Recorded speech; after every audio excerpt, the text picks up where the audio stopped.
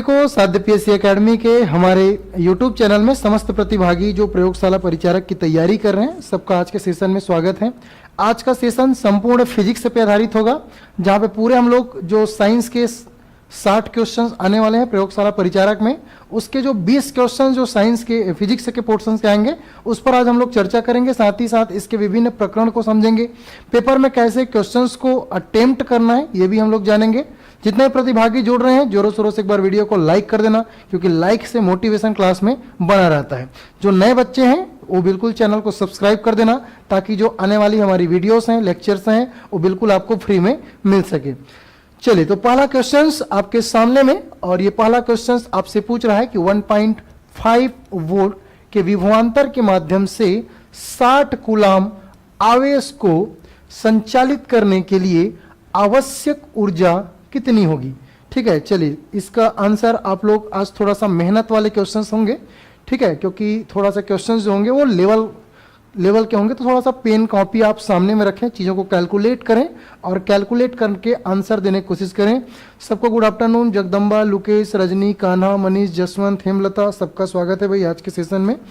चलिए, बिल्कुल थोड़ा सा आज मेहनत वाली क्लास रहेगी, तो थोड़ा सा आप लोग प्रैक्टिस पे ध्यान जरूर देंगे, ठीक है।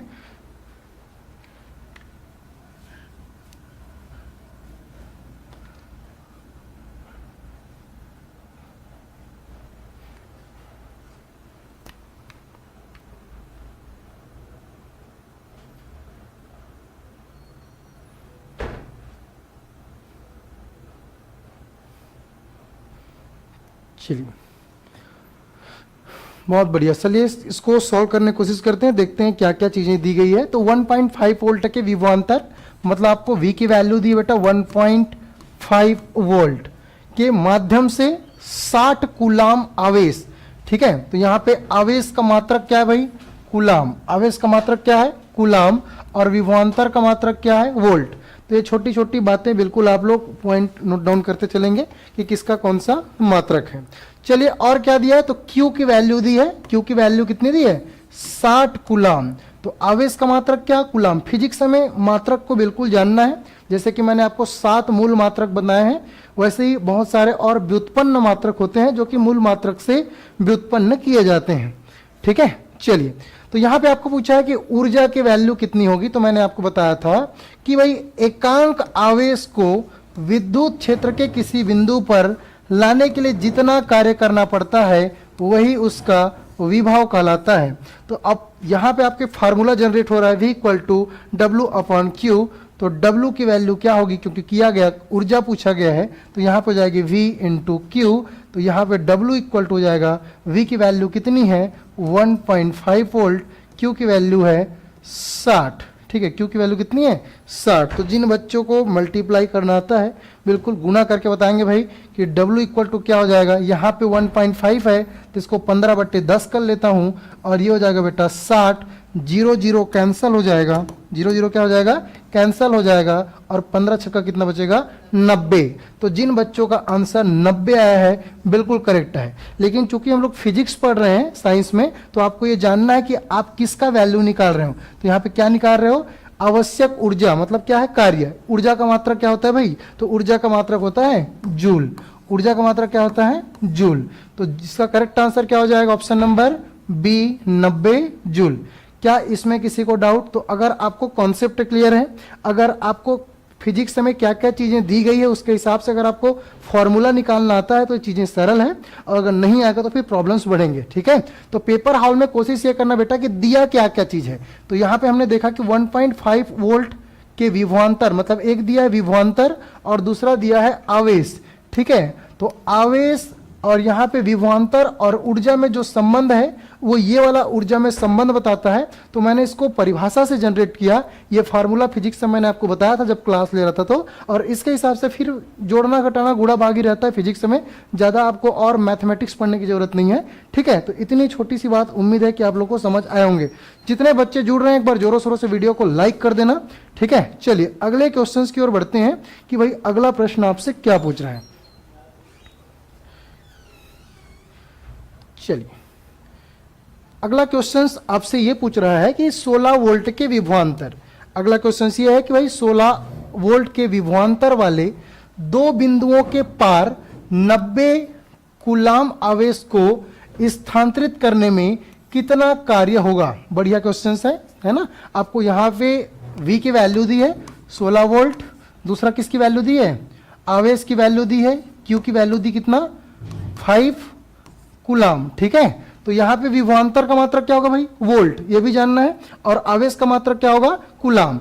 अब आपसे पूछा गया कितना कार्य, मतलब W की वैल्यू आपको ज्ञात करना है, तो सेम फॉर्मूला लगेगा, बस कैलकुलेशन आपको करके देना है। ठीक है, चलिए देखो फिजिक्स से क्लास है तो बिल्कुल पेन और कॉपी सामने रखें। ये कोई हिंदी की क्लास, पॉलिटी की क्लास या बायोलॉजी क्लास नहीं चल रही है। मैं रिक्वेस्ट करता हूं कि पेन पेपर थोड़ा सा यूज करो, ठीक है, क्योंकि कैलकुलेशन वाली चीज रहेगी तो बिल्कुल करके दिखाना है आपको भाई। चलो, बहुत सारे बच्चों का आंसर आ रहा है।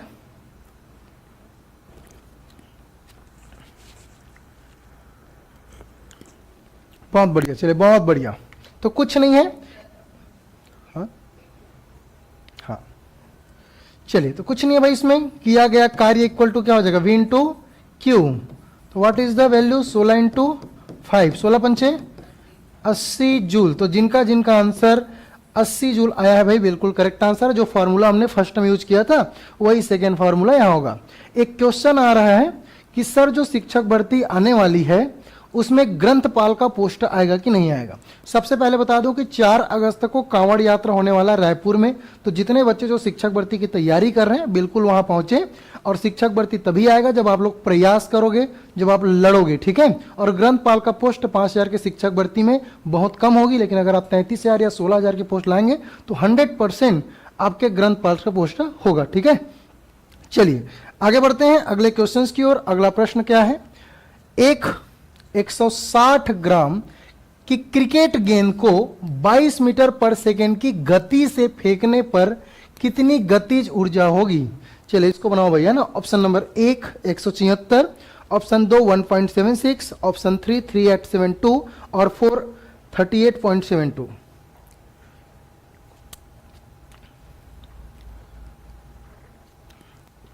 चलिए पेपर में कैसे सॉल्व करना है, सबसे पहले कि दिया क्या क्या गया है। तो दिया क्या क्या गया है, 160 ग्राम। तो ग्राम मतलब क्या, द्रव्यमान का छोटा मात्रक है, तो इसको किलोग्राम में चेंज कर दो भाई।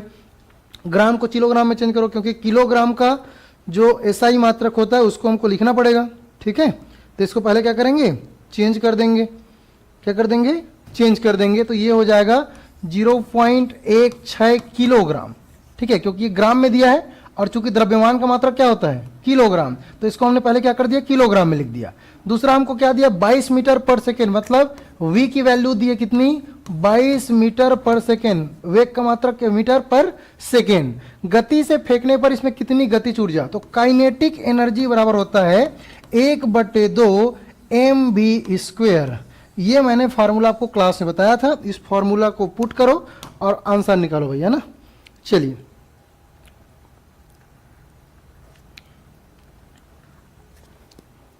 चलिए कैलकुलेट कीजिए, कैलकुलेट, ठीक है।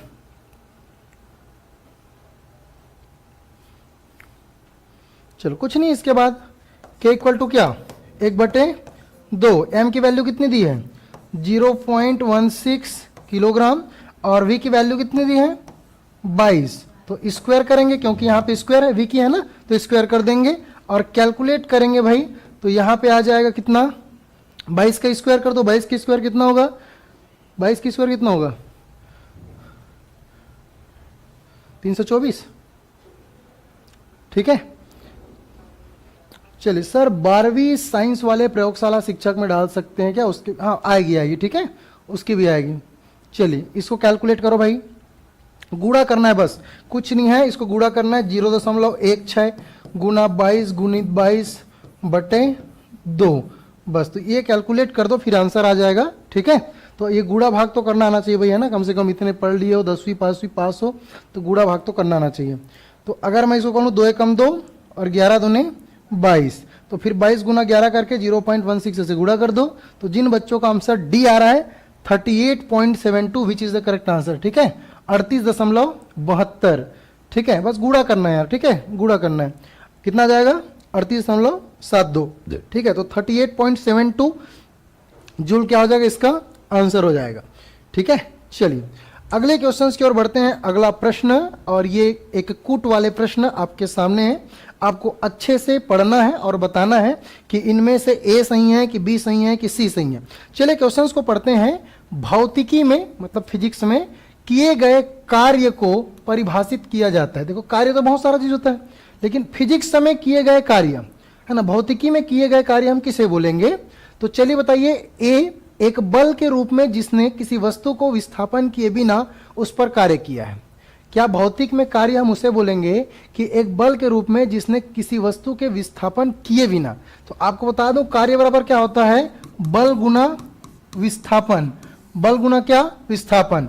तो विस्थापन किए बिना उस पर कार्य करेगा, उसको हम लोग कभी भी किए गए कार्य नहीं बोलेंगे, क्योंकि भाई कार्य बराबर बल गुणित विस्थापन होता है।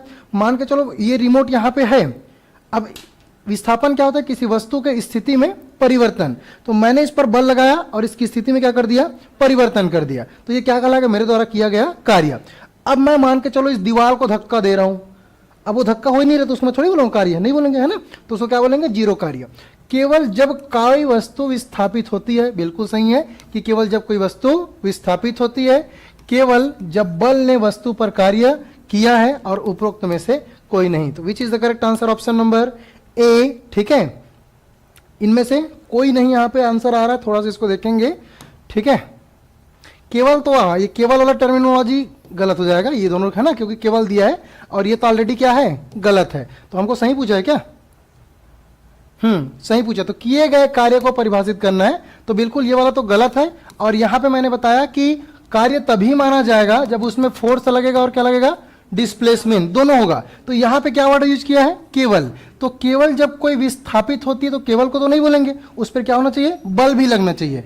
केवल जब बल ने वस्तु पर कार्य किया, तो ऐसा नहीं है कि बल के साथ साथ क्या होना चाहिए? विस्थापन भी होना चाहिए। फोर्स और डिस्प्लेसमेंट जब साथ साथ होगी, यहां पे अलग अलग स्टेटमेंट दे दिया है केवल डाल डाल के, तो ये भी गलत और ये भी गलत। तो which is the correct answer? Option number D. इनमें से कोई नहीं, कोई सही नहीं है। ठीक है, चलिए आगे बढ़ते हैं भाई। अगला क्वेश्चन आपके सामने।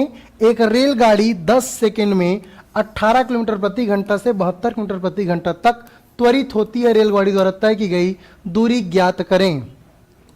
क्या ज्ञात करें? दूरी ज्ञात करें। बढ़िया क्वेश्चन है, ट्राई करो। ठीक है, ट्राई करो। जितने बच्चे नए जुड़ रहे हैं वीडियो को लाइक कर देंगे भाई। चलिए आज थोड़ा से अच्छे से बनाना है। वनली ले डूबा सर, हाँ तो उसी को समझना है ना आप लोगों को, केवल थोड़ी हो गया। ठीक है, चलिए बनाओ बनाओ। एक रेलगाड़ी 10 सेकंड में 18 किलोमीटर प्रति घंटा से 72 किलोमीटर प्रति घंटा तक त्वरित होती है। इसके द्वारा तय की गई दूरी क्या होगी? तो बहुत सिंपल है भाई। सबसे पहले आपको तो देखना है कि आंसर किस में दिया है। तो आंसर दिया है बेटा मीटर में, मीटर में, मीटर में, मीटर में, और यहाँ पे किस में दिया है? किलोमीटर और किलोमीटर। तो सबसे पहले आपको 18 किलोमीटर प्रति घंटा को क्या करना है? कन्वर्ट करना है किसमें? मीटर में। और जब हम उसको मीटर में कन्वर्ट करेंगे, किसमें कन्वर्ट करेंगे? मीटर में, मतलब छोटे में करेंगे, तो इसको किससे गुणा करना पड़ेगा? 5/18 से गुणा करना पड़ेगा। तो 18 और 18 क्या हो जाएगा? कैंसिल। तो क्या हो जाएगा? ये 5 मीटर पर सेकेंड। दूसरा देखते हैं भाई, 72 किलोमीटर पर घंटा।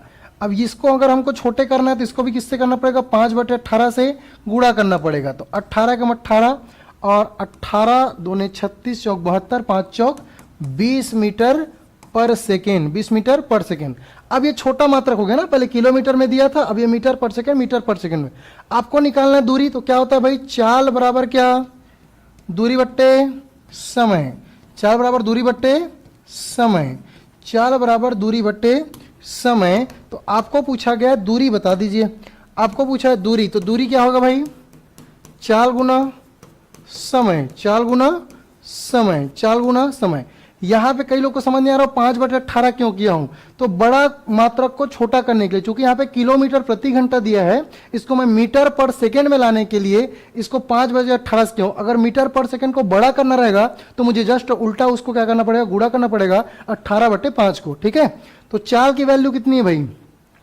तो यहां पे देखते हैं कि रेलगाड़ी 10 सेकेंड में इतना किलोमीटर से इतना किलोमीटर तक त्वरित होती है। रेलगाड़ी द्वारा तय की गई दूरी याद करना है। ठीक है, चलिए करेक्ट आंसर बताओ। बहुत सारे बच्चों का आंसर आ चुका है। चलिए वेरी गुड, बनाओ भाई बनाओ बनाओ।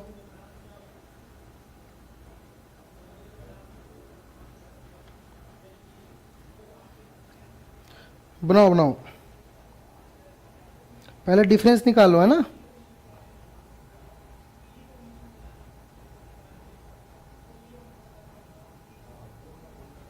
चलो चलिए, बहुत सारे बच्चों का आ गया 325। 325 गलत है भाई, 325 वालों का। ठीक है, तो पहले आपको दो अलग अलग क्या मिला है, अलग अलग वेलोसिटी मिला है।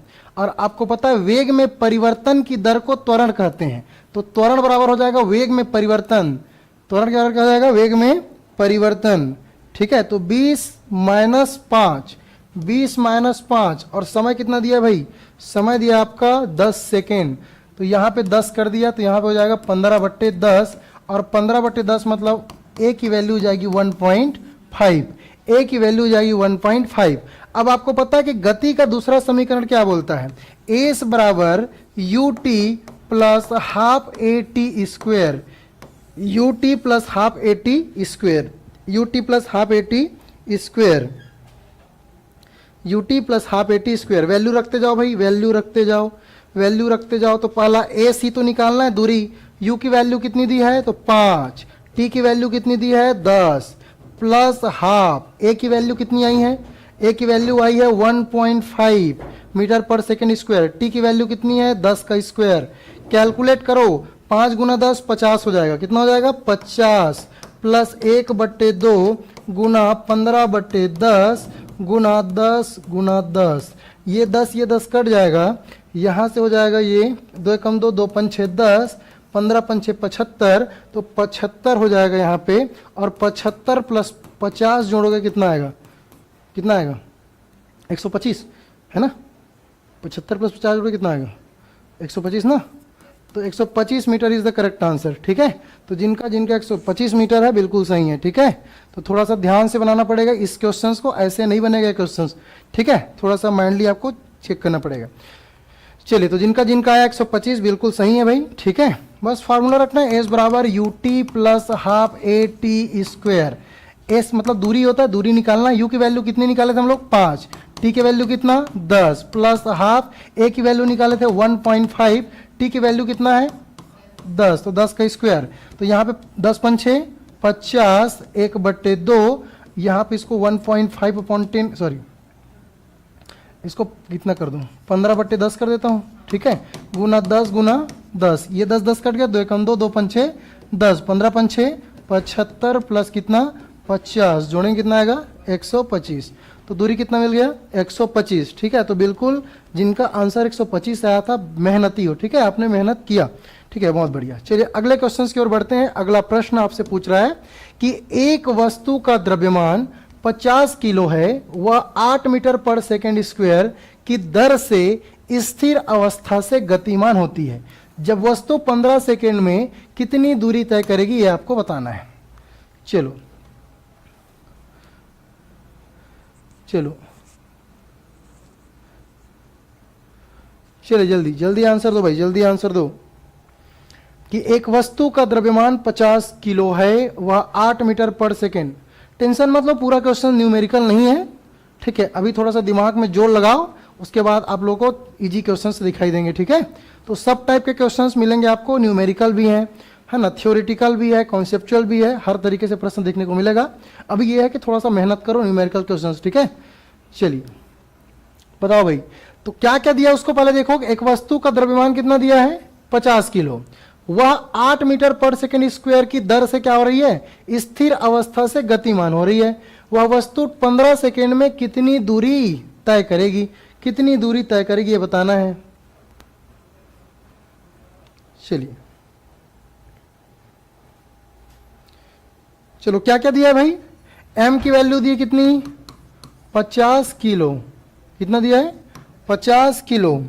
ए की वैल्यू कितनी दी है, 8 मीटर पर सेकेंड स्क्वायर।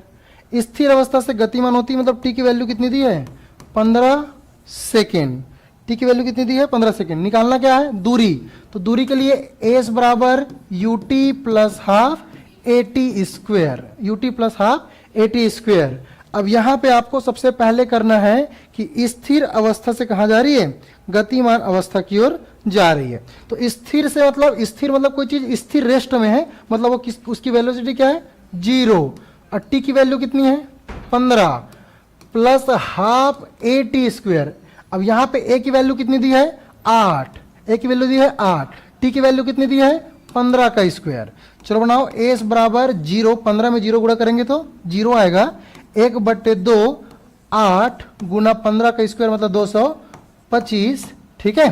अब यहां पे एस इक्वल टू हो जाएगा 4 गुना 225, चलो करो 4 गुना 225,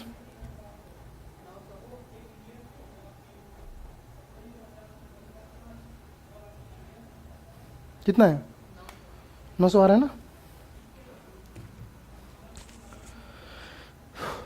चलिए तो जिनका जिनका आंसर डी आ रहा है सर, ये 4 दूनी 8 मतलब 800 हो जाएगा, और ये 25 चौक 100 हो जाएगा, तो 900। जिनका जिनका 900 आ रहा है बिल्कुल करेक्ट आंसर है, ठीक है। 900 आ रहा है जिनका बिल्कुल करेक्ट आंसर है। 50 किलो का कोई लेना देना नहीं है क्वेश्चंस में, बस उलझाने के लिए बिल्कुल दिया गया है, ठीक है। तो ये कहां से क्वेश्चन है, जो जितना भी वन पूछ रहा हूं मैं वो गति के समीकरण। तो गति का दूसरा समीकरण ये है, गति के 3 समीकरण होते हैं, नहीं जानते हो तो सुन लो। v equal to u plus a t. V क्या है अंतिम वेग, u क्या है प्रारंभिक वेग, a क्या है एक्सीलरेशन त्वरण, और t क्या है टाइम। दूसरा s बराबर U T plus half A T square, जहां s क्या है दूरी है, u क्या है प्रारंभिक वेग, t क्या है टाइम है, a क्या है एक्सीलरेशन, और t क्या है टाइम है। दूसरा होता है v, तीसरा होता है v square equal to u square plus 2as, ये तीसरा समीकरण। अब ध्यान से देखोगे तो इसमें एस नहीं है, इसमें क्या है एस नहीं है, इसमें क्या नहीं है वी नहीं है, इसमें क्या नहीं है वी नहीं है, और इसमें क्या नहीं है टी नहीं है। तो इसमें टी नहीं है, इसमें वी नहीं है, और इसमें एस नहीं है। तो जहां जिसकी जरूरत होगी उसी समीकरण को लगाना। कई बार क्वेश्चन आता है ना सर कौन सा वाला समीकरण लगाएं, तो जहां जिसकी जरूरत नहीं है उसको देखना है। जैसे कि अब दूरी पूछा ही नहीं गया है, तो दूरी नहीं पूछा गया तो कौन सा लगाएंगे पहला वाला, ठीक है, क्योंकि पहला में दूरी कोई लेना देना नहीं है। तो ये तीनों समीकरण याद रखना है भाई, नहीं है तो नोट डाउन कर लो, तीनों समीकरण याद होने चाहिए, ठीक है। चलिए आगे बढ़ते हैं अगले क्वेश्चंस की ओर। अगला प्रश्न आपसे पूछ रहा है, एक कार में ब्रेक लगाने पर गति की विपरीत दिशा में 10 मीटर पर सेकेंड स्क्वायर त्वरण निर्मित होता है। यदि ब्रेक लगाने के बाद कार को रुकने में 3 सेकेंड का समय लगता है तो इस समय के दौरान तय की गई दूरी की गणना करें। चलिए बढ़िया क्वेश्चन है, तो बिल्कुल ट्राई करो, बनाइए जितने भी प्रतिभागी जुड़े हुए हैं, ठीक है।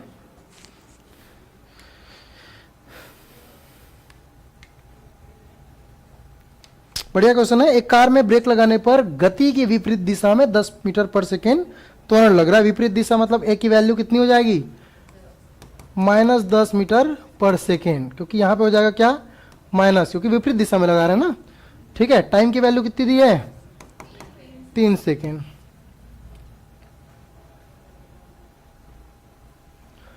यदि ब्रेक लगाने के बाद कार को रुकने में 3 सेकेंड लग रहा है, ठीक है, तो इस समय के दौरान तय की गई दूरी की गणना करना है, ठीक है।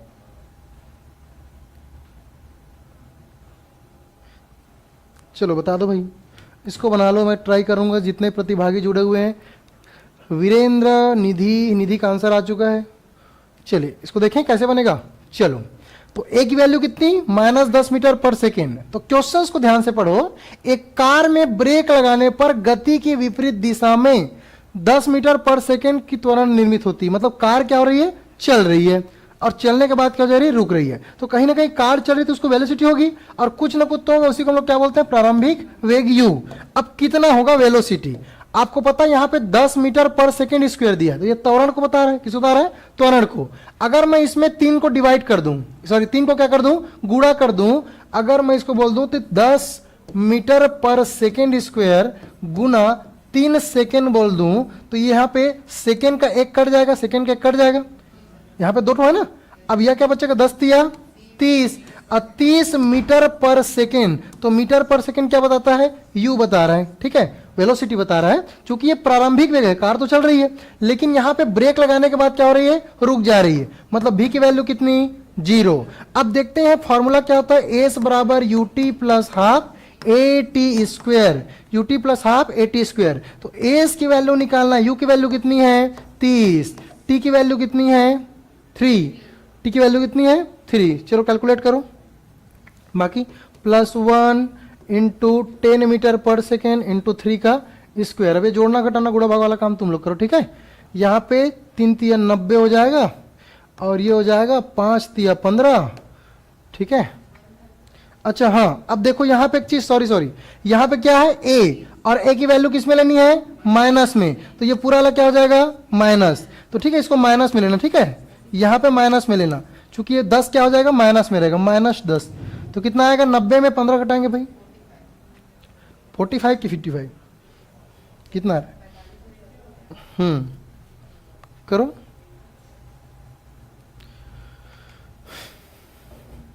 दस तिया 30/2, ठीक,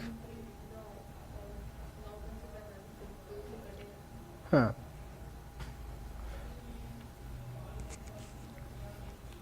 करो कैलकुलेट करो।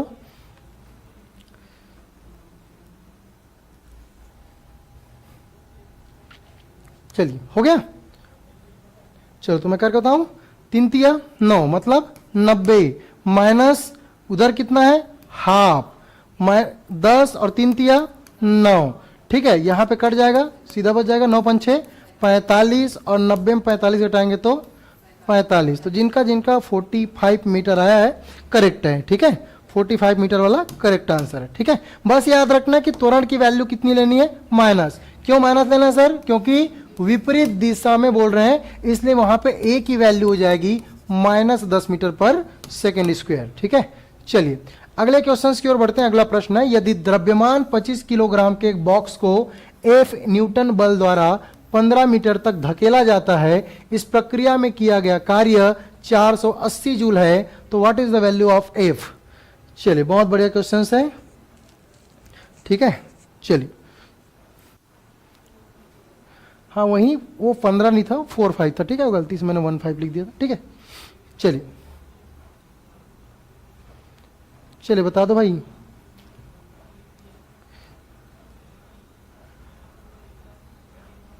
हाँ थर्ड वाले से भी निकल जाएगा, लेकिन टाइम की वैल्यू हाँ बिल्कुल निकल जाएगा, वहां अगर जैसे हम लोग टाइम को उसको वहां पे क्या किए थे, गुना किए थे, निकल जाएगा थर्ड वाले से, ठीक है। गुड इवनिंग भाई, चलो ट्राई करो, इसको बनाओ, क्वेश्चंस ध्यान से पढ़ो।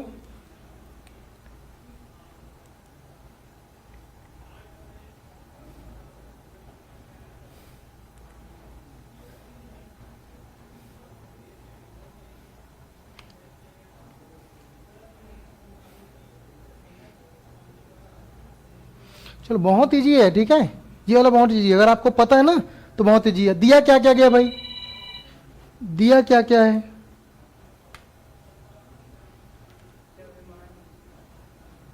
हाँ नहीं तेज, हाँ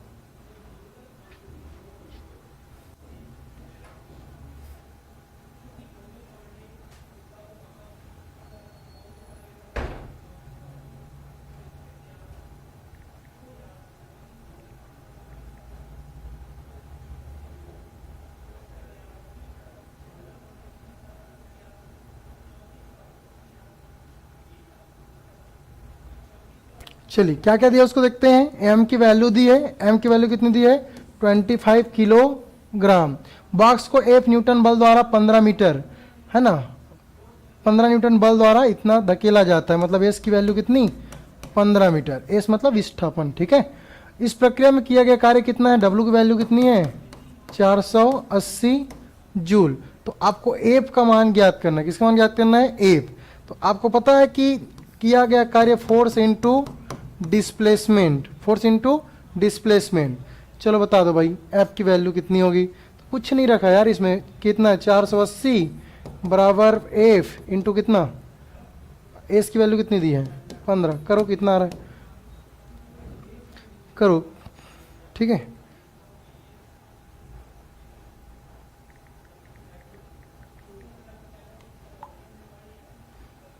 कुछ नहीं, गुणा भाग करना है।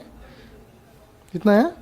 32। ठीक है, तो जिनका 32 आ रहा है भाई बिल्कुल करेक्ट आंसर है। ठीक है, बिल्कुल सबका आंसर बिल्कुल करेक्ट है भाई, 32। ठीक है, तो ये बहुत इजी प्रश्न है। चलिए आगे बढ़ते हैं। 10 किलोग्राम द्रव्यमान का एक पिंड 5 मीटर पर सेकंड के एक समान वेग से गतिमान है, बैग नहीं लिखा है, वेग लिखा है ना, एक समान वेग से गतिमान है, इस पर कार्य करने वाला कुल बल कितना है? ये भी बहुत इजी है, उसी टाइप का बनेगा, बिल्कुल बनाओ आप लोग।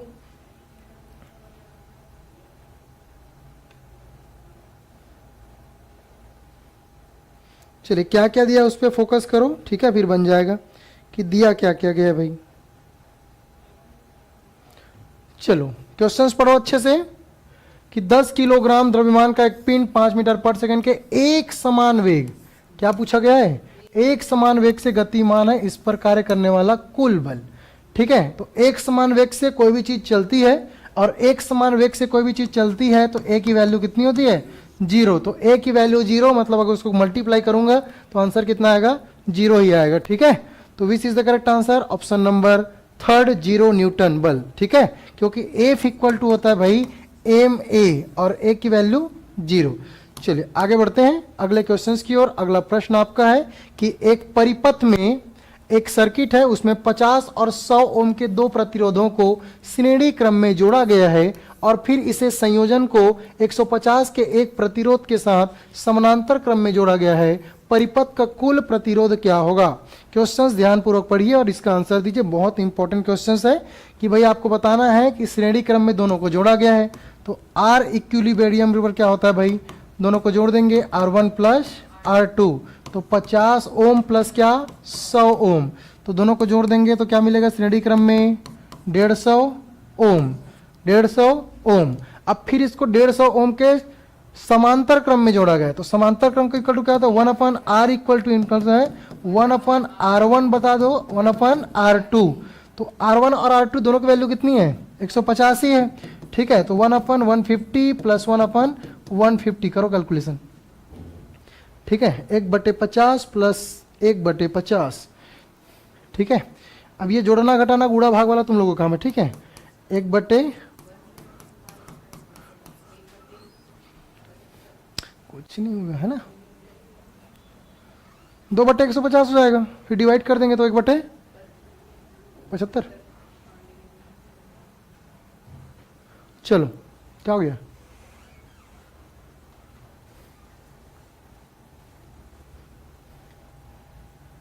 चलो बनाओ भाई।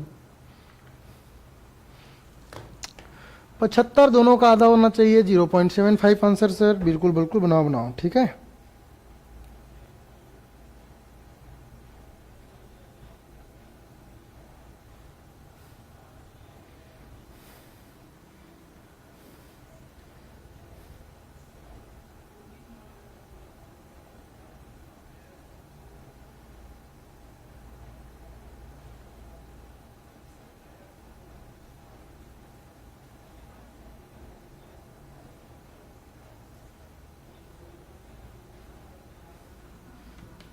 चलो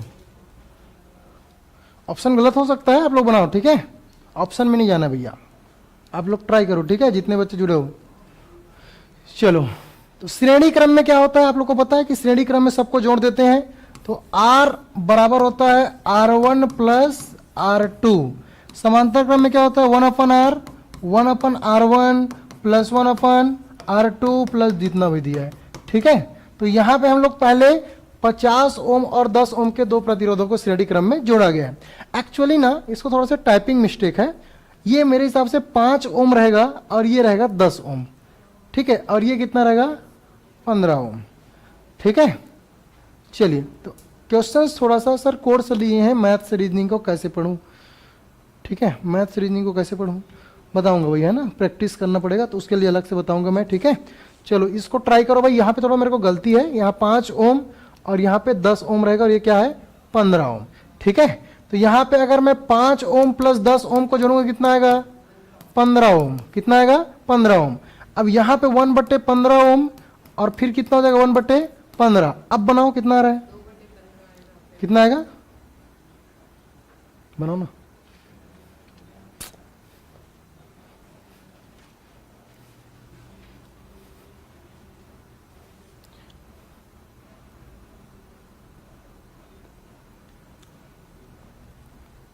चलिए,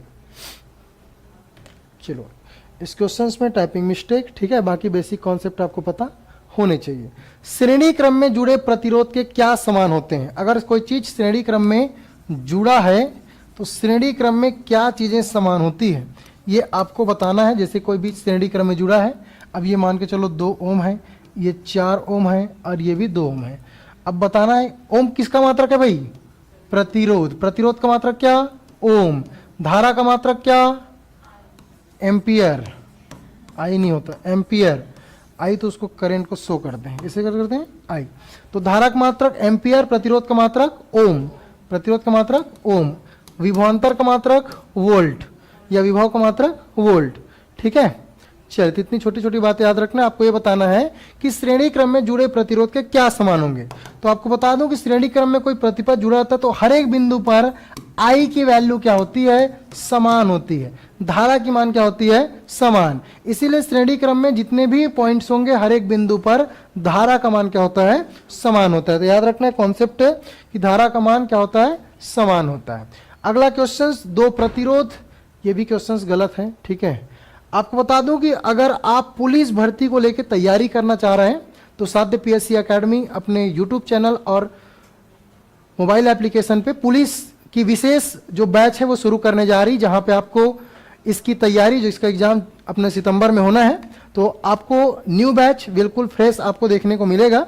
आप यहां ज्वाइन कर सकते हैं। कुछ भी दिक्कत होता है तो दिए गए नंबर पे आप कॉल कर देंगे, जिसका जानकारी आप ले सकते हैं, ठीक है। आप सबको बता दूं कि साध्य पीएससी एकेडमी अलग अलग एग्जाम में, स्पेशली सीजी पीएससी में, सीजी व्यापम में बिल्कुल, और शिक्षक भर्ती में लगातार सिलेक्शंस दे रही है। और जो प्रदेश की एक जो चयनित जो अभ्यर्थियों की सूची है वो बिल्कुल लगातार बढ़ती जा रही। तो जितने प्रतिभागी हैं वो तैयारी करना चाहते हैं, बिल्कुल साध्य पीएससी एकेडमी के दिए गए नंबर से जुड़ सकते हैं। अगला क्वेश्चन आपके सामने है। एक गेंद 30 मीटर पर सेकेंड की चाल से ऊर्ध्वाधर ऊपर की ओर फेंकी जाती है। क्या लिखा है? 4 सेकेंड के बाद इसके विस्थापन का परिमाण क्या होगा जब जी की वैल्यू कितनी है? 10 मीटर पर सेकेंड। तो अच्छे से क्वेश्चंस को पढ़ना है और बिल्कुल आपको बताना है, ठीक है।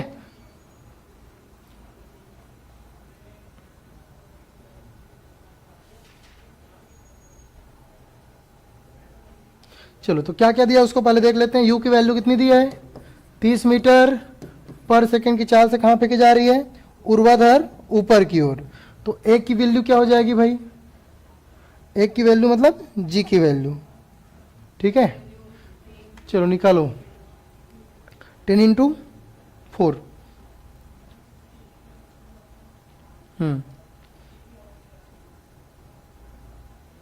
टी की वैल्यू दी है यहाँ पे। टी की वैल्यू कितनी दी है? 4 सेकेंड।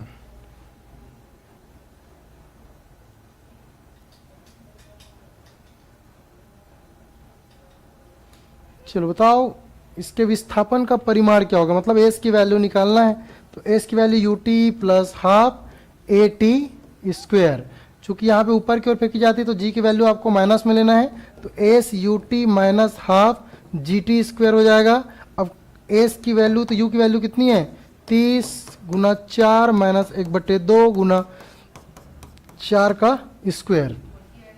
4 चौक 16 हो जाएगा, और 16 यहाँ पे 5, 16 पंच 80।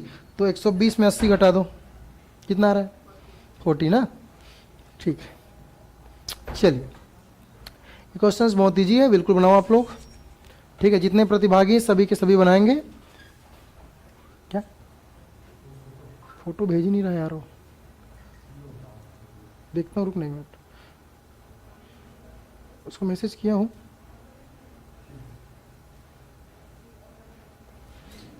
चलो ठीक है। तो 4 तिया 12 और ये 16 पंचे 80, कितना आ जाएगा? करेक्ट आंसर आ जाएगा आपका 40 मीटर। अगला क्वेश्चन है, पृथ्वी का द्रव्यमान कितना होगा? पृथ्वी का द्रव्यमान पूछा गया है। तो जिस पृथ्वी पे रहते हैं उसका द्रव्यमान कितना है? 6 गुना 10 से घात माइनस 23 किलो। कि 6 गुना 10 से घात माइनस तो नहीं होगा, है ना? तो भाई माइनस थोड़ी होगा, किलोग्राम। 6 गुना 10 से घात 23 किलोग्राम, 6 गुना 10 से घात माइनस 24 किलोग्राम। तो माइनस वाले को तो ऐसे काट दो, ठीक है, क्योंकि भाई प्लस में होगा ना, वजन देते थोड़ी एक माइनस में होगा, ठीक है। चलो बताओ, ये टेस्ट में मैंने क्वेश्चंस दिया था, टेस्ट इसमें बहुत सारे बच्चों का कमेंट आ रहा था क्योंकि टेस्ट में थोड़ा सा शायद तक टाइपिंग गलत हो गया था, जिससे कारण से सिर्फ आंसर में उसका जो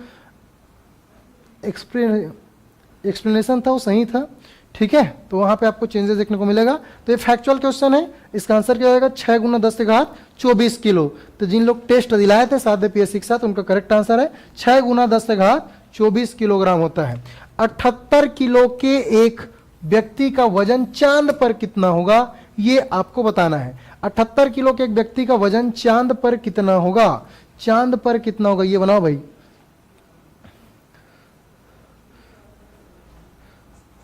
बी वाले बोल रहे हैं 6 × 10⁻23 किलोग्राम होगा सर, नहीं होगा भाई, ठीक है, डी होगा, ठीक है। चलिए इसका आंसर बता दो। ये हमने क्लास में कई बार किया है कि 78 किलो का एक व्यक्ति है, वो कहां पे चला गया है, चांद पर। तो चांद पर उसका क्या होगा, मतलब यहां पे तो सबसे पहले उसका भार पूछा गया है। क्या पूछा गया है, भार। और आपको पता है क्या होता है, m × g। भार क्या होता है, m × g। तो what is the value of m, 78। g की वैल्यू कितनी दी है, 1.63। जैसे कि हमारा पृथ्वी पे g का मान कितना है भाई, 9.8 मीटर पर सेकेंड स्क्वायर, वैसे ही चंद्रमा पर g की वैल्यू कितनी है, 1.63। अब इसको गुणा कर दो भाई, जितना आएगा 8 × 24, तो जिसके आंसर में 4 होगा वही हो जाएगा। तो इसमें तो नहीं है, इसमें भी नहीं है, इसमें भी नहीं है, ये ठीक है। तो जिसके लास्ट में 4 होगा वो करेक्ट आंसर, मतलब 127.14, ठीक है। समझ गया ना क्या किया हूं, ये डायरेक्ट गुणा कर दिया ना, 8 × 24, तो एक ही टर्म में लास्ट में 4 है। हाँ यूनिट ये क्या है, न्यूटन।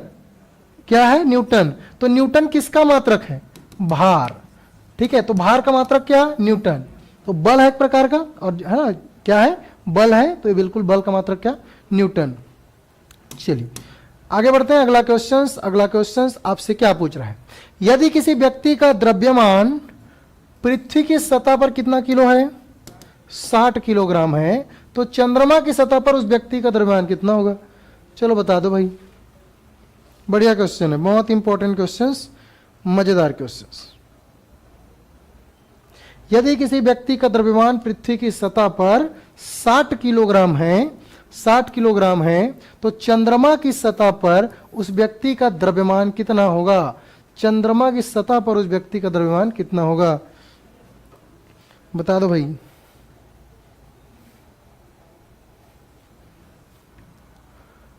तो जितने बच्चे जो इन्होंने क्लास अटेंड किया है उनसे गलती नहीं होना चाहिए, है ना, बिल्कुल गलती नहीं चाहिए। नहीं तो ये पृथ्वी दिख रहा है ना, ये पृथ्वी को इस सर में फोड़ दूंगा, ठीक है। चलो अब मान के चलो इस पृथ्वी पर मैं खड़ा हूं, तो मेरा वजन कितना है, कितना है, 60 किलो, यही ना, इसको मैंने क्लास में बताया था, 60 किलो मेरा वजन है पृथ्वी पे। अब मैं कहां चला गया, चंद्रमा के सतह पर। अब यहां से मैं कहां चला गया, चंद्रमा के सतह पे। तो जब मैं चंद्रमा के सतह पे जाऊंगा तो मेरा द्रव्यमान तो उतना ही रहेगा, 60 का 60 ही रहेगा। तो चेंज क्या होता है, चेंज होता है भार। तो दोनों अलग अलग चीज है, द्रव्यमान का मात्रक होता है किलोग्राम और भार का मात्रक क्या होता है, न्यूटन। तो आपका भार चेंज होता है, ना कि क्या चेंज होता है, किलोग्राम चेंज होता है। तो which is the correct answer, correct answer हो जाएगा बेटा आपका ऑप्शन नंबर 2, 60 किलोग्राम। द्रव्यमान में कोई चेंजेस नहीं होती, याद रखना है, ठीक है। चलिए आगे बढ़े। चलिए पृथ्वी के लिए किस बिंदु पर गुरुत्वाकर्षण नहीं होता, यह आपको बताना है। तो पृथ्वी के किस बिंदु पर गुरुत्वाकर्षण नहीं होता है, ऑप्शन नंबर ए, उत्तरी और दक्षिणी ध्रुव पर, भूमध्य रेखा पर, समुद्र की सतह पे, पृथ्वी के केंद्र पर।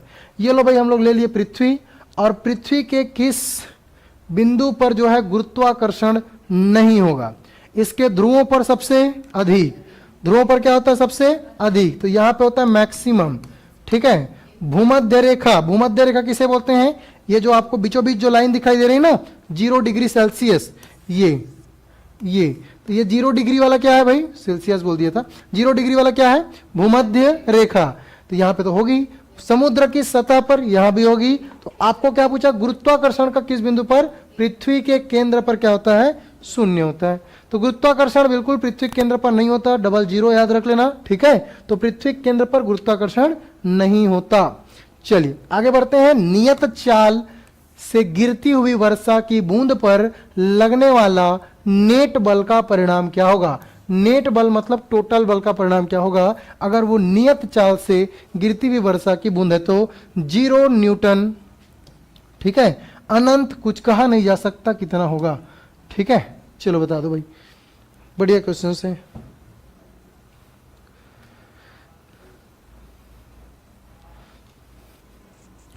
चलो ऑनलाइन वाले बच्चे जितने भी हैं सब इसका आंसर देंगे, है ना।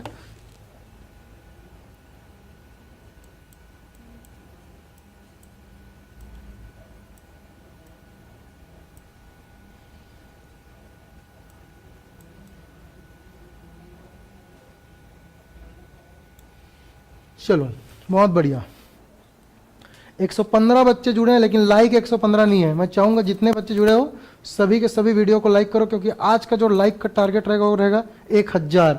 ठीक है, चलिए चलिए बिल्कुल बताना कि नियत चाल से चलेगा तो क्या हो जाएगा भाई 0, क्योंकि नियत चाल मतलब उसकी तो कोई चाल ही नहीं है, नियत एक समान है। तो अगर एक्सीलरेशन की वैल्यू 0 तो उस पर बल कितना लगेगा 0, क्योंकि F इक्वल टू होता है बेटा ma, और a की वैल्यू अगर 0 तो पूरी वैल्यू क्या हो जाएगी 0। ठीक है, तो बल लगेगा कितना लगेगा, क्योंकि 0 से किसी भी संख्या को गुणा करो 0 ही आएगा। ठीक है, तो पूरी वैल्यू क्या हो जाएगी 0 हो जाएगी। चलिए आगे बढ़ते हैं, अगला क्वेश्चन। कथन कारण वाले प्रश्न करा दो सर, व्यापम बहुत पूछता है, कथन कारण वाले प्रश्न करा दो। बिल्कुल कथन कारण वाले प्रश्न भर भर के पूछूंगा आप लोग के लिए, एक से एक प्रश्न आप देखने को मिलेगा आज, है ना। जिसमें से पहला क्वेश्चन है कथन ए, संवेग समय ग्राफ की ढाल त्वरण को बताती है और कारण आर संवेग में परिवर्तन की दर से त्वरण प्राप्त होता है। आपको पढ़ना है और बताना है। ऑप्शन नंबर ए, कथन ए व कारण आर दोनों सत्य है और कारण आर कथन ए की सही स्पष्टीकरण है।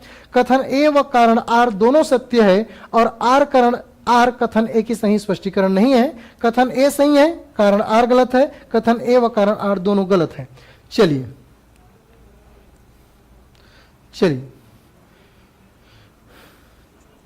चलिए बिल्कुल बिल्कुल सबका आंसर मैं चाहूंगा, है ना। सबकी डिमांड रहती सर कूट वाले प्रश्न, हर एक स्टाइल में आज आपको प्रश्न देखने को मिलेगा। व्यापम देखो 5 तरीके से प्रश्न बनाता है। एक बनाता है सिंपल्स क्वेश्चंस, वन लाइनर। दूसरा बनाता है आपके कथन कारण वाले प्रश्न।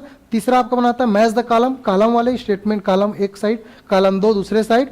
तीसरा बनाता है आपका स्टेटमेंट ए बी सही है, बी सी सही है, डी सी सही है।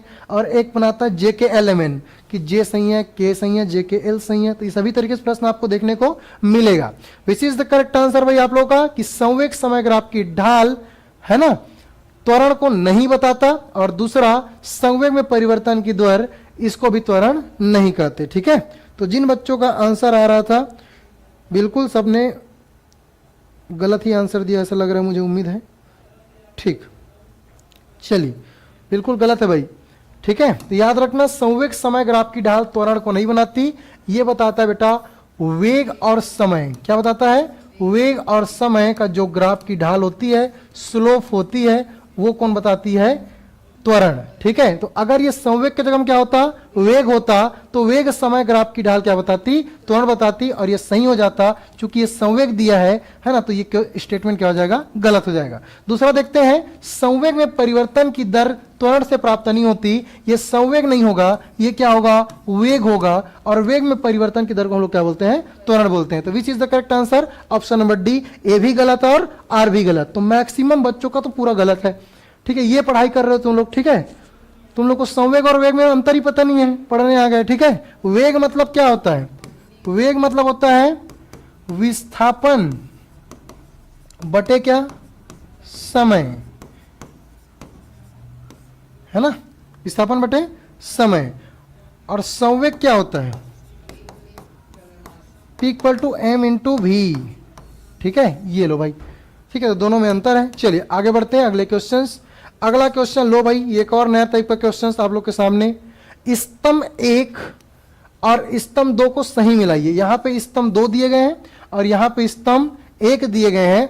आपको मिलाना है सबसे अधिक प्रकीर्णित होने वाला रंग कौन सा है और सबसे कम प्रकीर्णित वाला रंग कौन सा है।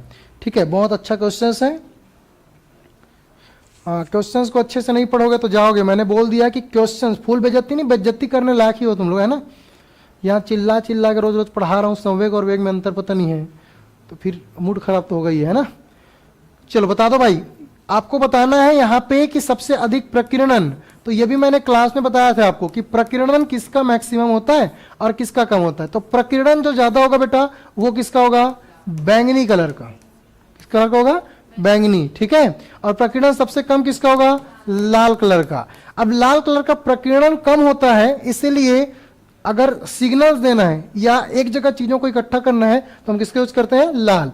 चलिए तो यहां पे दिया सबसे अधिक प्रकीर्णित होने वाला रंग कौन सा है, लाल, पीला, नीला, नारंगी, ठीक है। और सबसे कम प्रकीर्णित होने वाला कौन सा है, लाल, पीला, नीला और रागनी। तो आपको यहां पे मैच द कॉलम करना है और आपको ये याद रखना है सीक्वेंस विबग्योर, क्या, विबग्योर, बैजानी, हपी, नाला। तो वायलेट, इंडिगो, तो वायलेट ऑप्शन में नहीं दिया है, तो दिया क्या गया है, इंडिगो, क्या दिया है, इंडिगो, नारंगी कलर। फिर उसके बाद ब्लू, उसके बाद ग्रीन, फिर येलो, फिर ऑरेंज, फिर क्या, रेड, ठीक है।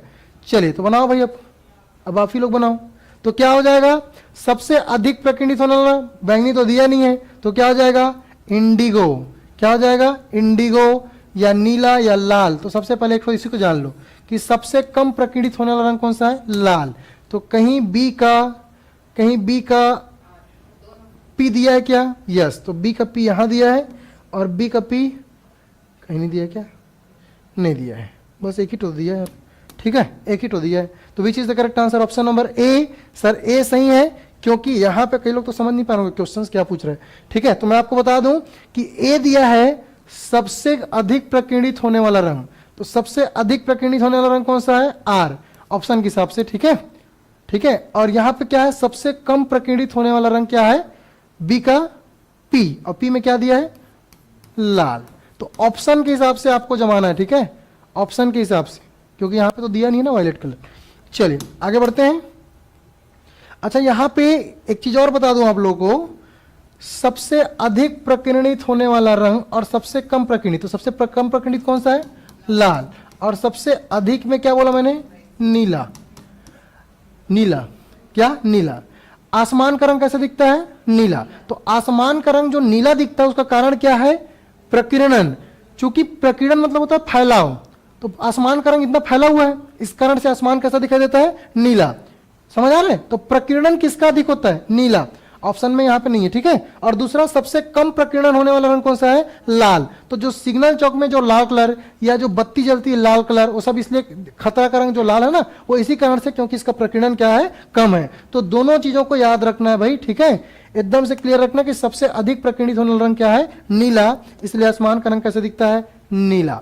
अगला क्वेश्चन, खगोलीय दूरदर्शी में बना अंतिम प्रतिबिंब के सापेक्ष होगा, मतलब अंतिम प्रतिबिंब कैसा बनेगा, वास्तविक, उल्टा, खगोली, है ना, बताइए खगोलीय दूरदर्शी में कैसा बनता है, ठीक है, खगोलीय दूरदर्शी में कैसा बनता है ये बता दो, खगोलीय दूरदर्शी में कैसा प्रतिबिंब बनता है। आज का क्वेश्चन जिसका बन रहा होगा ना उन लोग खुशी मनाओ, और जिनका नहीं बन रहा है ना तो चुपचाप जितना हो सके प्रैक्टिस करो फिजिक्स के, ठीक है, मैक्सिमम चीजों को प्रैक्टिस करो, जितना हो सके रिवीजन, जो हमारी साइंस की ई बुक है ना उसको बार बार आप रिवीजन करें, ठीक है।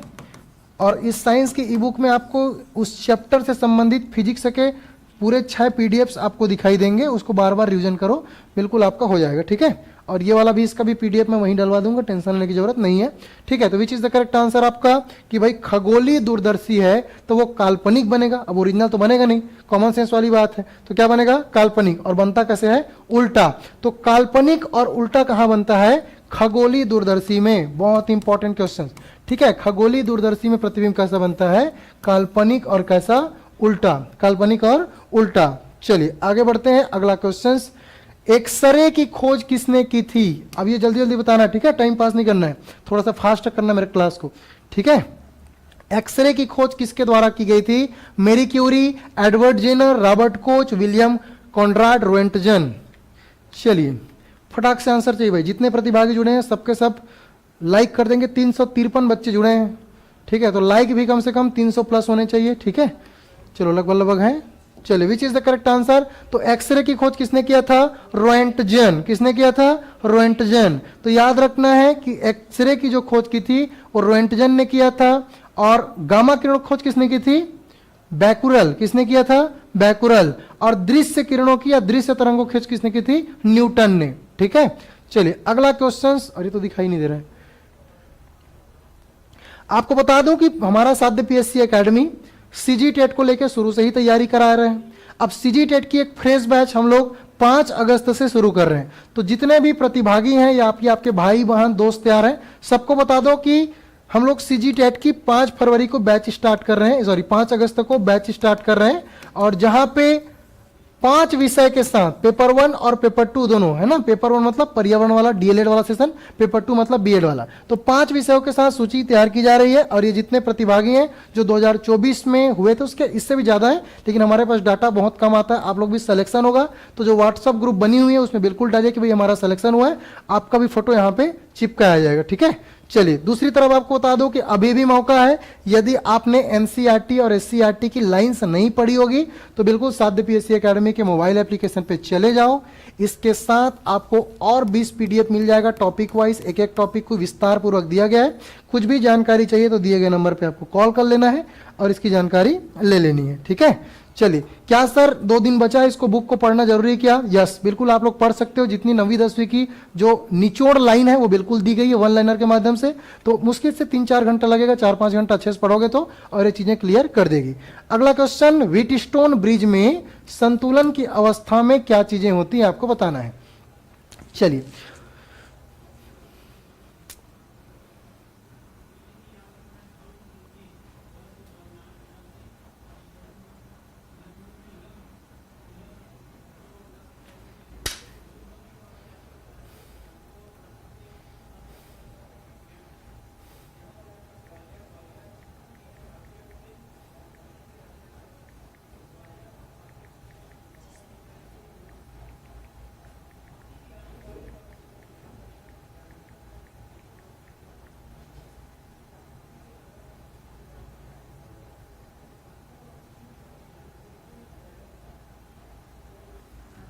अच्छा, एक क्वेश्चन आ रहा है, किसी के मन में उठ रहा है कि सर जो खगोलीय दूरदर्शी बताया हो, उस खगोलीय दूरदर्शी में सर आपने बताया कि जो काल्पनिक बना है आभासी बना है, लेकिन आभासी में तो आपने बताया था कि सीधा प्रतिबिंब बनता है हमेशा, यहाँ पे उल्टा प्रतिबिंब कैसे बन रहा है?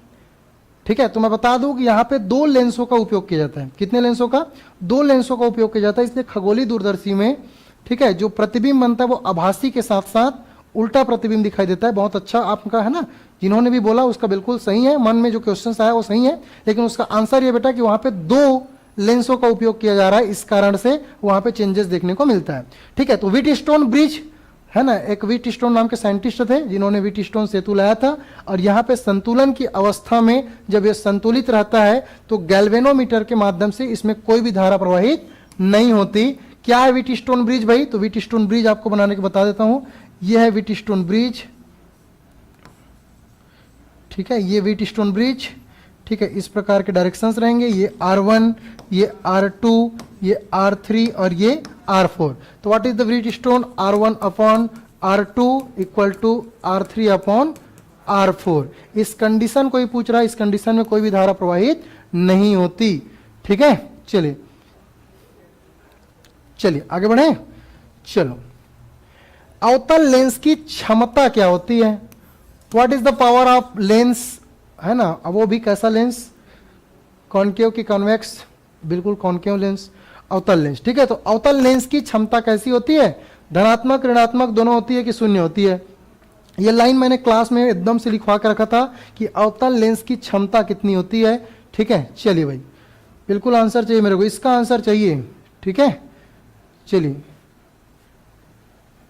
इसको नहीं पढ़े थे सर, कोई बात नहीं, जान लो। ठीक है, इसलिए तो एमसीक्यू करा रहा हूं ताकि सभी चीजों क्लियर से पता रहे।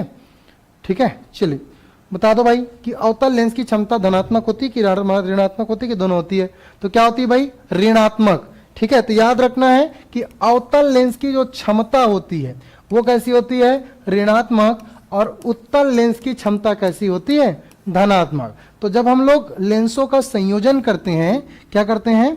लेंसों का संयोजन करते हैं, तो जो पहला वाला लेंस लेते हैं, क्या लेते हैं? पहला वाला लेंस लेते हैं, वो कौन सा होता है? उत्तल लेंस। कौन सा होता है? उत्तल लेंस, और इसकी प्रकृति होती है प्लस। और दूसरा वाला लेंस कौन सा होता है? अवतल लेंस और इसकी प्रकृति कैसी होती है, माइनस। तो याद रखना जब भी अवतल लेंस की क्षमता होगी ऋणात्मक और उत्तल लेंस की क्षमता कैसी होगी, धनात्मक। ठीक है, चलिए आगे बढ़े। अगला क्वेश्चन आपसे फिर से एक नए तरीके से पूछा गया है कि नीचे दिए गए दो कथन दिए गए हैं, दो कथन ए और बी पर विचार कीजिए। कथन ए, कथन बी। चलिए कथन ए और कथन बी कि आभासी प्रतिबिंब सदैव सीधा बनता है क्या। चलिए आ गया क्वेश्चन। वास्तविक प्रतिबिंब सदैव उल्टा बनता है क्या। चलो बहुत बढ़िया क्वेश्चन है, बिल्कुल इसका आंसर चाहिए मेरे को। जितने प्रतिभागी जुड़े हो सभी से इसका आंसर चाहिए।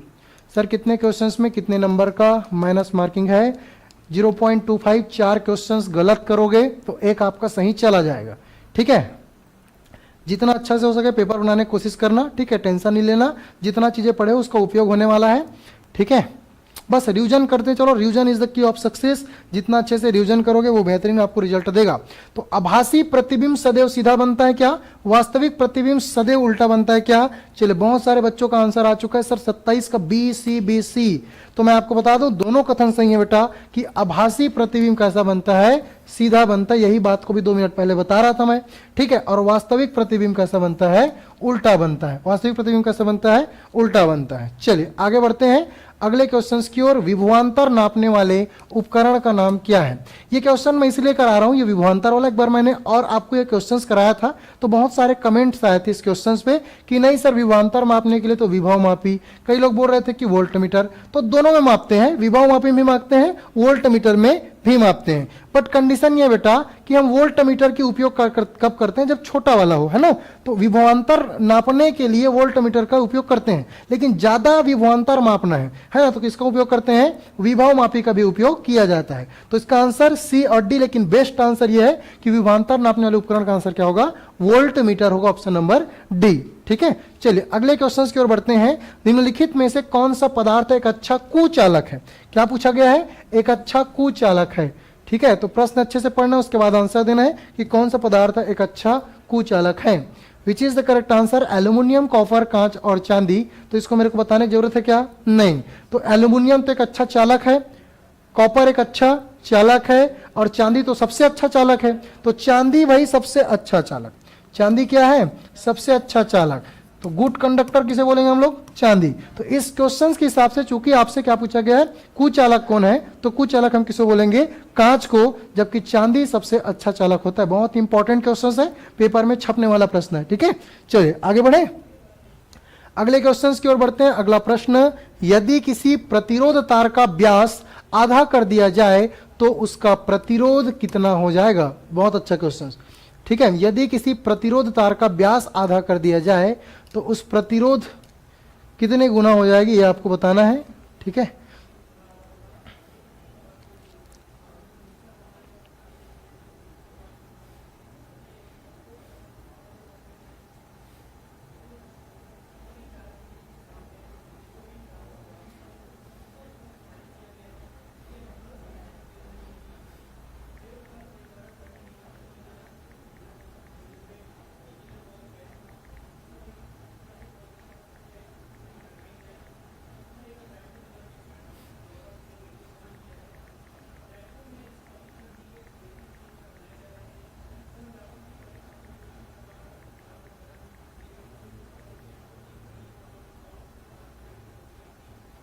चलो बताओ भाई, बताओ बताओ।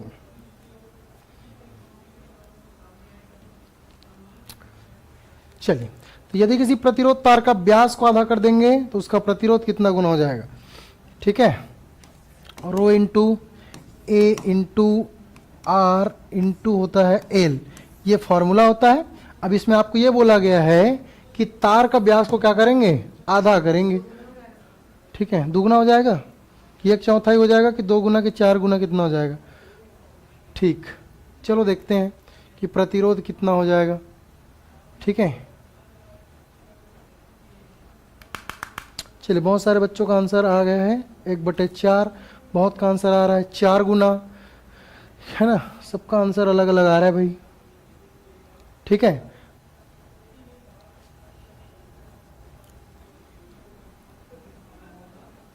चलो ठीक ठीक ठीक, 2 गुना भी आ रहा है ना, सतीश बोल रहा है 2 गुना।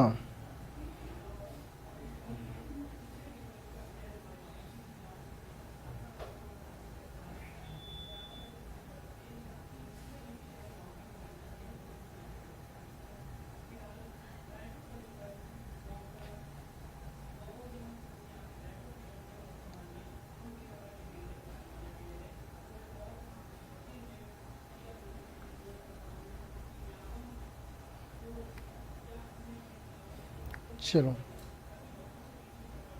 ठीक,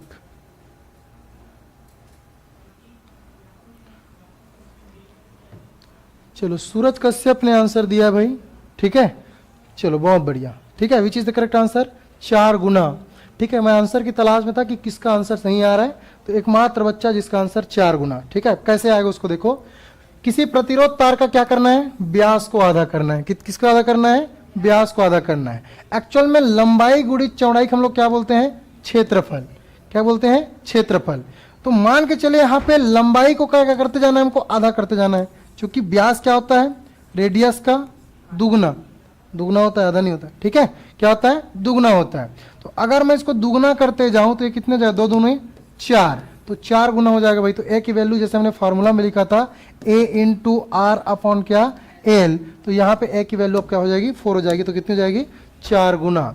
अगले क्वेश्चन की ओर बढ़ते हैं। विद्युत आवेश की इकाई क्या होगी? तो इसको तो बिल्कुल आप लोग बताओगे कि विद्युत आवेश की इकाई क्या होती है भाई? क्या होती है? कूलाम। क्या होती है? कूलाम, ठीक है। चलिए, तो याद रखना है विद्युत आवेश की मात्रक होती है कूलाम, ठीक है। एम्पियर किसका मात्रक होता है? धारा, तो धारा का मात्रक एम्पियर, आवेश का मात्रक कूलाम, ऊर्जा का मात्रक जूल, और वोल्ट किसका मात्रक है? विभवांतर का मात्रक है। चलिए आगे बढ़ते हैं। निम्नलिखित में से किसका उपयोग पेरिस्कोप बनाने के लिए होता है? तो पेरिस्कोप बनाने के लिए किसका उपयोग होता है ये आपको बताना है। चलिए थोड़ा सा जल्दी जल्दी कराना है मेरे को, है ना। चलिए बताइए भाई, निम्नलिखित में से किसका उपयोग पेरिस्कोप, है ना, बहुत इंपॉर्टेंट क्वेश्चन है, किसका उपयोग पेरिस्कोप बनाने के लिए किया जाता है? समतल उत्तल लेंस का उत्तल दर्पण, अवतल दर्पण या समतल दर्पण। तो पेरिस्कोप बनाने के लिए किसका उपयोग किया जाता है आपको बताना है। विच is the correct answer? Option number D, समतल दर्पण। ये मैंने क्लास में आपको लिखवाया भी था कि समतल दर्पण का उपयोग किसके लिए किया जाता है? पेरिस्कोप। फिर भी कुछ गलत आंसर्स आ रहे हैं, कुछ क्या, सबका गलत आंसर आ रहे हैं, ठीक है। चलिए, तो समतल दर्पण का उपयोग क्या किया जाता है? पेरिस्कोप बनाने में, ठीक है। चलिए बहुत बढ़िया, ठीक है। अगला क्वेश्चन से आपके सामने दिया गया है, कॉलम 1 और कॉलम 2 को ध्यानपूर्वक पढ़ना है और कॉलम मिलान करना है। तो चलिए बताइए, धारा का मात्रक क्या? एम्पियर। वोल्टेज का मात्रक क्या? वोल्ट। प्रतिरोध का मात्रक क्या? ओम। और शक्ति का मात्रक क्या? वॉट। तो बताइए ए का क्या हो जाएगा? फर्स्ट। बी का क्या हो जाएगा? थर्ड। सी का क्या हो जाएगा? सी का सेकेंड। और डी का क्या हो जाएगा? फोर्थ। कहीं मिल रहा है क्या? चलो देखो भाई कहाँ है आंसर, तुम ही लोग देखो।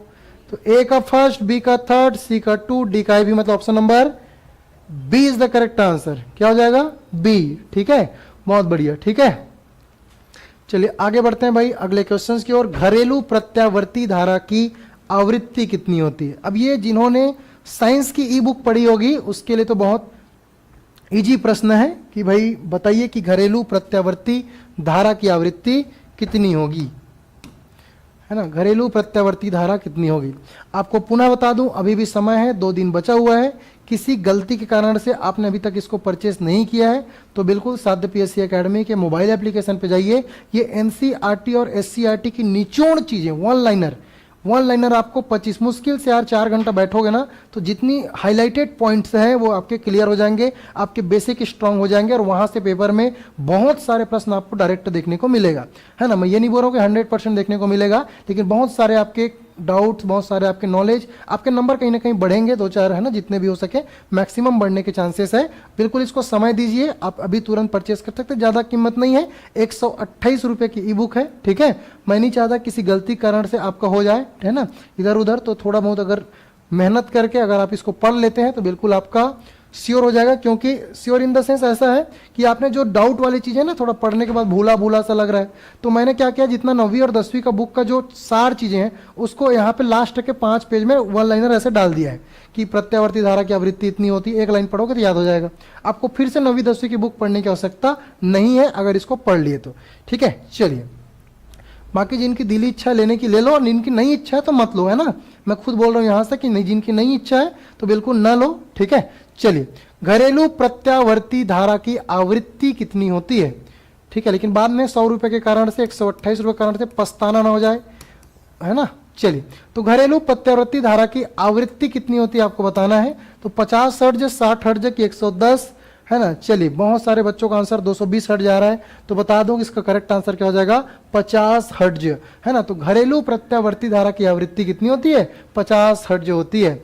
अब इसी में करंट का बताना, दिष्ट धारा की प्रत्यावर्ती, दिष्ट धारा की आवृत्ति कितनी होती है ये बता दो। जिन्होंने साइंस की बुक पढ़ी होगी उसको तो बिल्कुल इसका आंसर पता होगा, क्योंकि ये तो डायरेक्ट दिखा है। सर प्राइस कम कर देना, नहीं नहीं नहीं नहीं भैया, प्राइस वाइस किसी कम नहीं होगा, जिसको लेना है ले, जिसको नहीं लेना है मत ले भाई, है ना।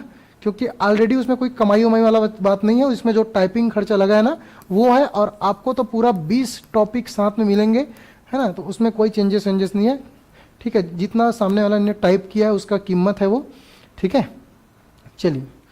चलिए बिल्कुल इसका आंसर बताइए भाई, दिष्ट धारा की आवृत्ति कितनी होती है। चलिए मैं आंसर चाहूंगा, दिष्ट धारा की आवृत्ति, बहुत बढ़िया, कितनी है, 0। धारा को नापने के लिए कौन सा इकाई उपयोग में किया जाता है। तब ये क्वेश्चन तो गलत नहीं होना चाहिए कि धारा को मापने के लिए इसकी इकाई क्या है, एम्पियर, कूलाम, वोल्ट और ओम। चलो बता देता हूं, ओम किसका मात्रक है भाई, प्रतिरोध। तो ओम अगर मात्रक पूछा जाए तो ओम जो होता है वो प्रतिरोध का मात्रक है, रजिस्टेंस किसका मात्रक है, रजिस्टेंस का। वोल्ट किसका मात्रक है, तो विभव का। किसका मात्रक है, विभव का। कूलाम किसका मात्रक है, आवेश। तो आवेश का मात्रक क्या, कूलाम, ठीक है। और एम्पियर किसका है, धारा का मात्रक क्या है, एम्पियर, ठीक है। तो इतनी चीजें पता होनी चाहिए, बहुत इंपॉर्टेंट है, ठीक है। चलिए आगे बढ़े। बुक कहां से मिलेगा सर, इसी वीडियो के लास्ट में आपको डिस्क्रिप्शन पे लिंक दिला दूंगा, या साध्य पीएससी एकेडमी के मोबाइल एप्लीकेशन पे चले जाना, वहां पे आपको बुक मिल जाएगी। चलिए आगे बढ़ते हैं। कौन सा लेंस के मध्य में पतला होता है, बताओ भाई। बीच से पतला और किनारों से मोटा, यही ना। तो किनारों पर मोटा और बीच से पतला कौन सा लेंस होता है। चलिए, केमिस्ट्री की डेमो क्लास है क्या सर, पूरी तरीके से केमिस्ट्री की, फिजिक्स की यूट्यूब पे डली है। आप बड़े अक्षरों पे सर्च मार लेना, सर्च मारना भाई, science MCQ by Rakesh sir, ये लो, ठीक है। पूरी वीडियो आपको 20 के 20 टॉपिक्स यूट्यूब पे मिल जाएगी, फ्री में देख लेना हर एक टॉपिक का, ठीक है। चलिए आगे बढ़े।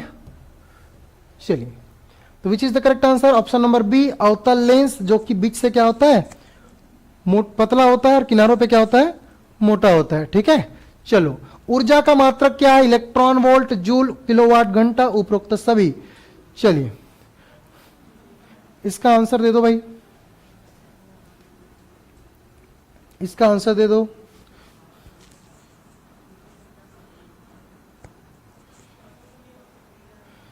चलो, विच इज द करेक्ट आंसर।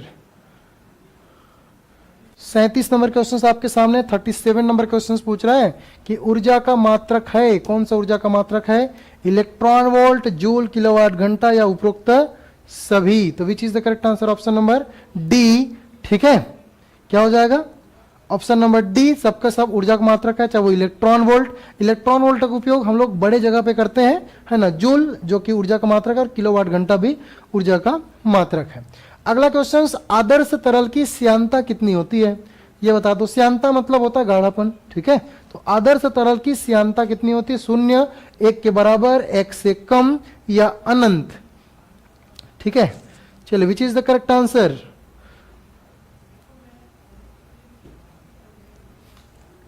चलिए करेक्ट आंसर बताओ भाई। चलिए, बहुत सारे बच्चों का आंसर आ चुका है सर, ऑप्शन नंबर ए, आदर्श तरल की श्यानता क्या होगी, 0 होगी, ठीक है। अगला क्वेश्चन आपसे पूछा जा रहा है कि इलेक्ट्रॉन वोल्ट किसकी इकाई है, ये अभी बताया हूं।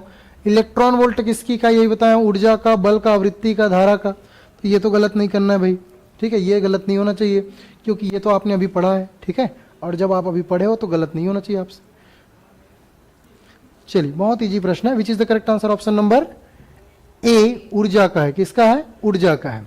अगला क्वेश्चन, दाब का मात्रक नहीं है पूछा गया है, दाब का मात्रक नहीं है, A torr, B bar, newton प्रति मीटर और पास्कल। तो which is the correct answer कि दाब का मात्रक नहीं है, टॉर, बार, न्यूटन प्रति मीटर और पास्कल। चलिए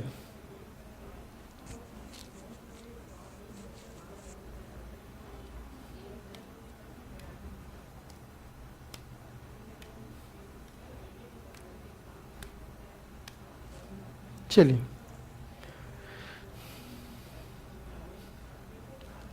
बहुत बढ़िया। Which is the correct answer? Option number ए।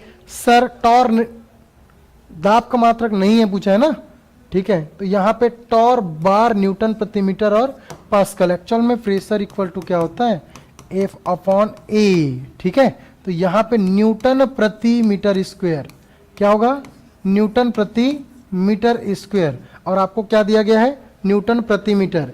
ये जो न्यूटन प्रति मीटर है ना, ये किसका मात्रक है पता है? पृष्ठ तनाव। किसका मात्रक है? पृष्ठ तनाव, सरफेस टेंशन। तो सरफेस टेंशन का जो मात्रक है बेटा वो है न्यूटन प्रति मीटर। एकांक लंबाई पे लगने वाला बल को क्या बोलते हैं? पृष्ठ तनाव। और एकांक क्षेत्र पर लगने वाले प्रणोद बल को क्या बोलते हैं? प्रेशर दाब। क्या बोलते हैं? प्रेशर दाब। टॉर भी उसका मात्रक है, छोटा वाला बार का छोटा टॉर, ठीक है। चलिए अगला क्वेश्चन आपके सामने, और ये आपसे क्या पूछ रहे हैं, ठीक है। टर टर मत करते रहो, इधर आ जाओ, ठीक है, अगले क्वेश्चन की ओर, ठीक है। पेपर में गलती नहीं करना, यहां पे गलती हो गया कोई बात नहीं। समूह 1 और समूह 2 दिए गए हैं, ये समूह 2 है, ठीक है, और ये क्या है? समूह 1। शक्ति की ऐसा इकाई, एक अश्व शक्ति 1 किलोग्राम मीटर। ऊर्जा की इकाई क्या है? तो मैंने अभी बताया ऊर्जा की इकाई क्या है? इलेक्ट्रॉन वोल्ट, तो ये तो बिल्कुल पता है। शक्ति की इकाई क्या है? वॉट। तो कहीं ए का आई भी लिखा है क्या? यस सर, एक ही जगह लिखा है। कहीं डी का फर्स्ट लिखा है क्या? नहीं लिखा है क्या? यस सर लिखा है। एक अश्व शक्ति, एक घोड़ा कितना? 746 वोल्ट। 1 kilogram metre 9.8 joule. तो which is the correct answer? Option number C, ठीक है। चलिए बहुत बढ़िया, ठीक है। चलिए इस क्वेश्चन को देख के कई लोग बहुत खुश हो गए होंगे, बहुत अच्छा क्वेश्चन है करके, लेकिन बहुत इंपॉर्टेंट क्वेश्चन है, यहां से क्वेश्चन बनेंगे, ठीक है। चलिए आगे बढ़े अगला क्वेश्चन। और उससे पहले आपको बता दूं कि संवेग में परिवर्तन की दर किसके बराबर होता है, ये पूछा गया है, तो आपको बताना है संवेग में परिवर्तन की दर किसके बराबर होता है। चलो ये मैं जानना चाहूंगा जितने बच्चे जुड़े हो।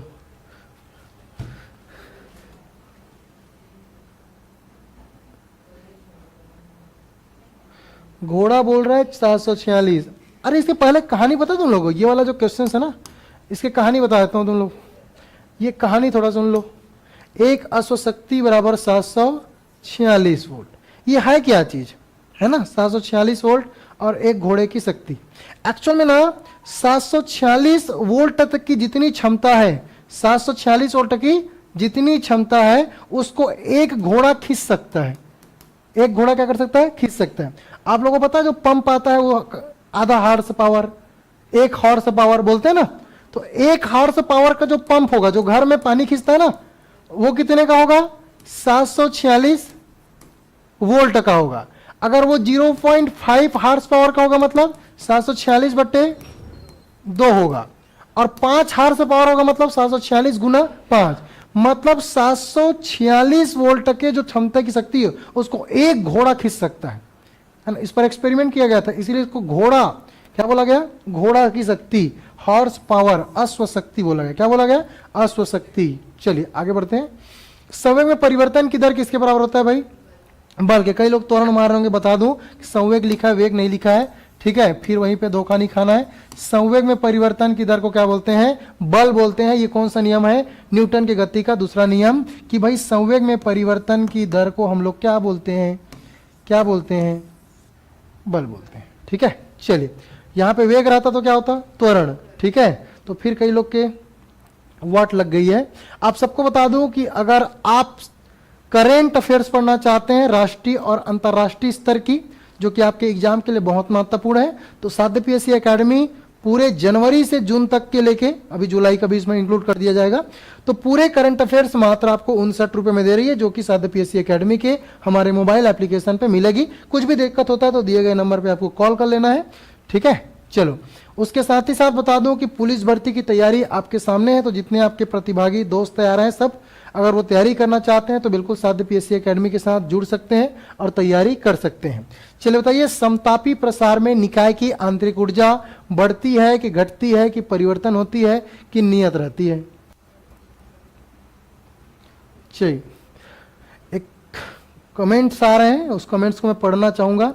बिकट कंफ्यूजन हो रहा है, परसों पेपर है, देखो बेटा पेपर का नाम ही है कंफ्यूजन, और कंफ्यूजन तो होगा, ठीक है। मतलब जिन लोग पढ़े रहोगे ना उनको तो कंफ्यूजन होगा।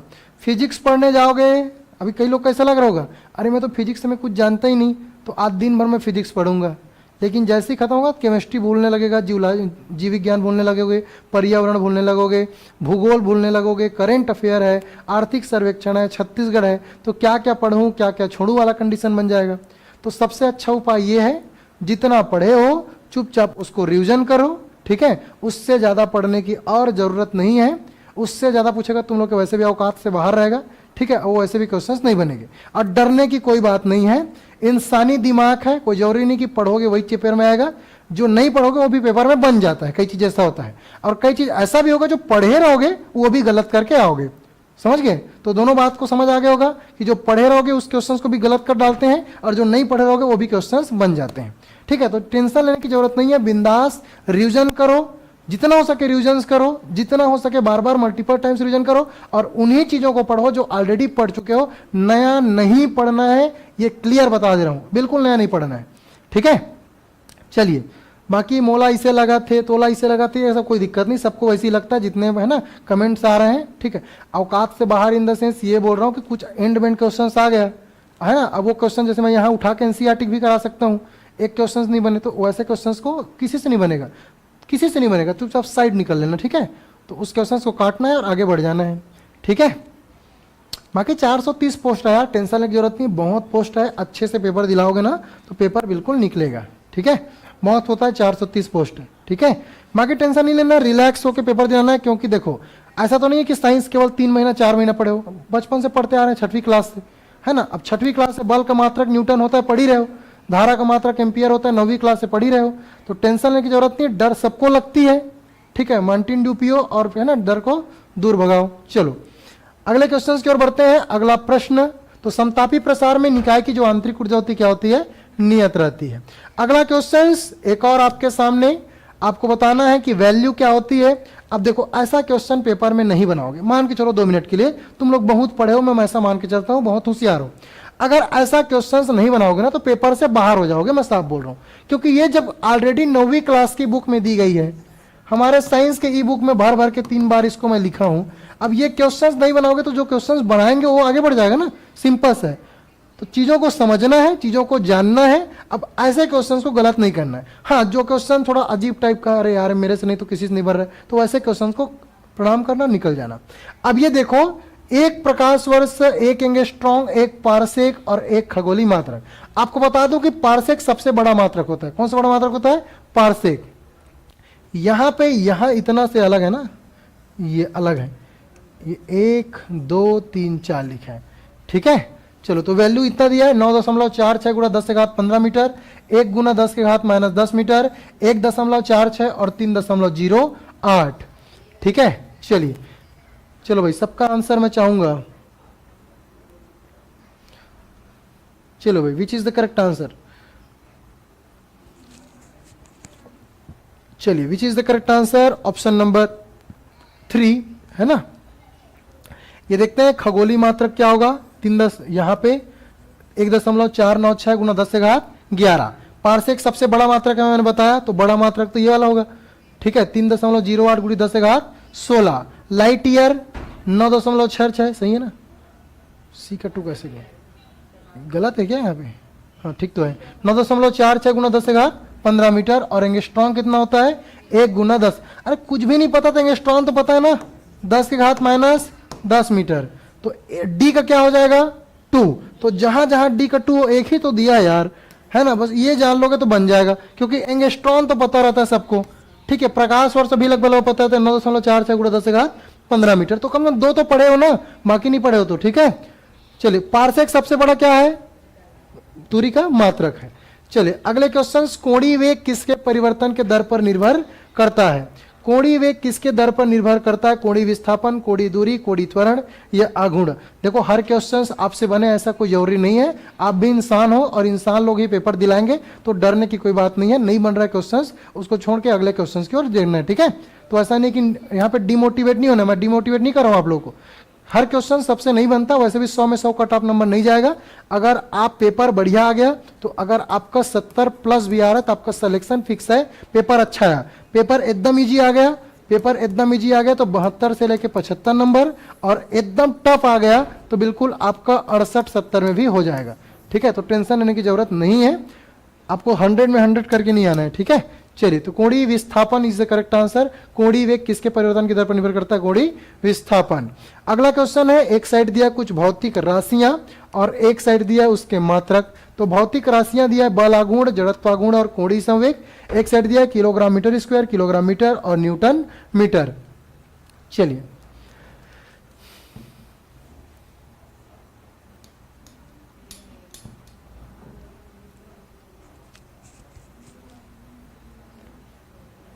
चलिए, which is the correct answer?